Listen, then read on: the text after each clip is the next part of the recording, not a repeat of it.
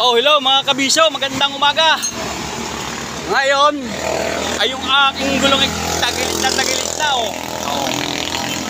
Ay si Lucio ang gagawa niyan.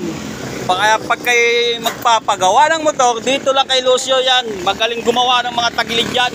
Yung tagilid ay natutuwid. Ito ang kanyang vulcanizing shop oh. Wet welding. Yan. Dito yan tatagpuan sa Maya Crossing. Yan.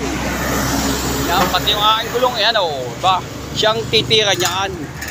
Kaya kung yung inyong mga motor ay may problema, dito nyo dadalhin. Magaling din yung mag-vulcanize. Na hinihilot muna niya yung gulong. At pag napakabit na, napakatibay ng pagkaagawa, taon ang bibilangin. Ayan. Dito kayo magpapagawa kay Lucio. Maya Crossing, Lucena City. Oh, ay siya nagawa ng aking motor. Yo.